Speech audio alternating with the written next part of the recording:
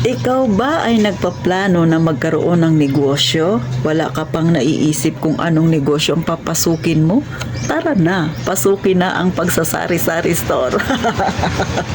Kumusta mga kasari-sari? Ako si Ate Tintin. Siyempre mag-share ako sa inyo ng aking personal na experience at saka pansariling opinion na rin ukol sa sari-sari store. So mga kasari, bakit ba si Ate Tintin pinupush ang sari-sari store sa mga gustong magkaroon ng negosyo? Baka may plano na kayo dyan o isama nyo na ito sa mga plano ninyong pwedeng pasukin na negosyo. Number one, kasari, kaya ko sinabing maganda ang sari-sari store kasi hindi mo kailangan ng malaking puhunan.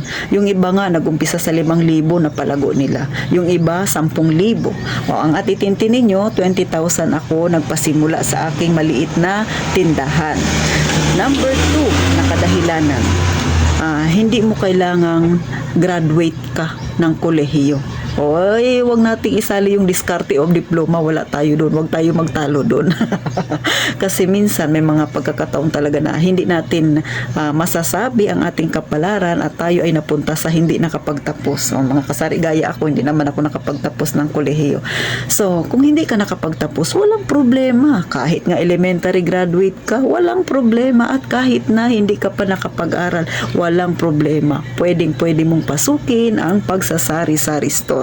Ang sari-sari store ay para sa lahat ng gustong magnegosyo. Basta lang malakas ang loob at syempre gustong-gustong matuto. Di ba mga kasari? Totoo yan, sisi, ha? Number 3 sa mga kadahilanan. Hindi mo kailangang magkaroon ka ng special skills. O hindi katulad ng iba na karinderya. Kailangan may skills ka. Saan? Sa pagluluto. Magaling kang magtimpla. Paano ka magluluto kung hindi ka masarap magluto? Sinong bibili sa'yo? Pag nakabili yung customer hindi na magbalik kasi hindi masarap ang luto mo, di ba? So kailangan yun, may special skills ka. Ang pagtitindahan, hindi mo kailangan magaling doon, di ba? Basta lang masipag ka, matyaga ka.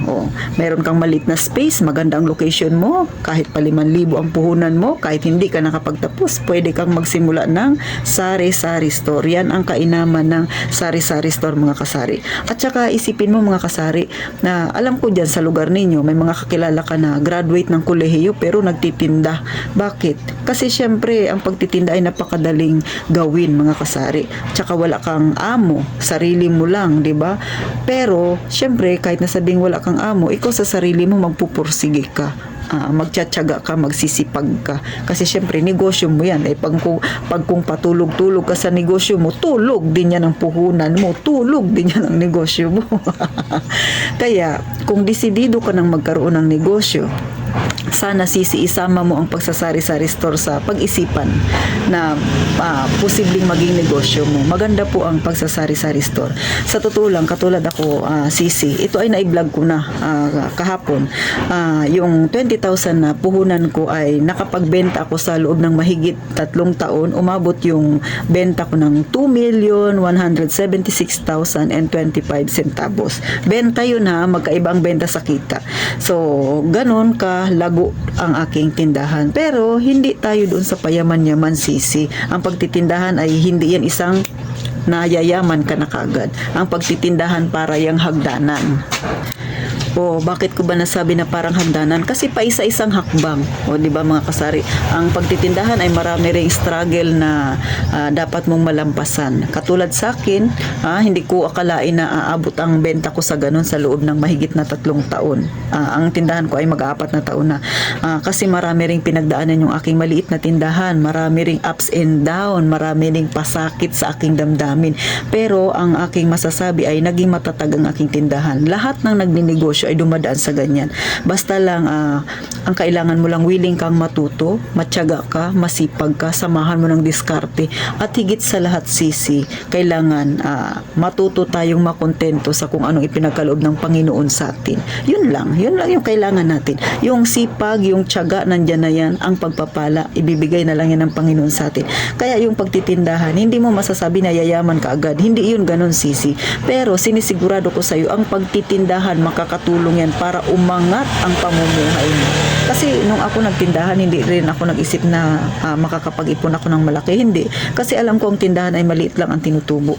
Pero sa awa ng Panginoon, sa loob ng halos mag-aapat na taon, Sisi, masasabi ko na marami na akong naipundar, marami akong mga bills na nabayaran, may naipon ako ng paunti-unti, mga kasari, at maraming problemang nalusutan ng aking tindahan na talagang nakatulong rin itong tindahan na to sa akin. So yun yung nangyari sa akin. Pero yung iniisip na yayaman ako sa pagtitindahan, hindi ko iniisip yun. Pero alam ko malayo na ang narating ng aking tindahan, pero malayo-layo pa ang magiging buhay ang aking tatahakin sa aking pagtitindahan. Pero syempre masaya ang atitintin sa kung ano ang naging outcome ng aking pagtitindahan.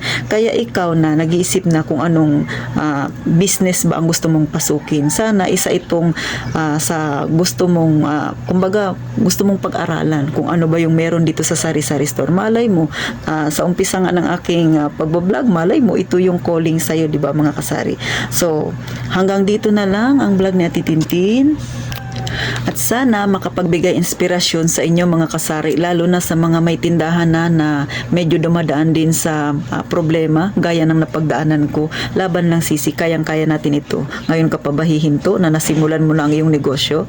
So paano mga kasari? Hanggang dito na lang. Mag-iingat tayong lahat palagi mga kasari.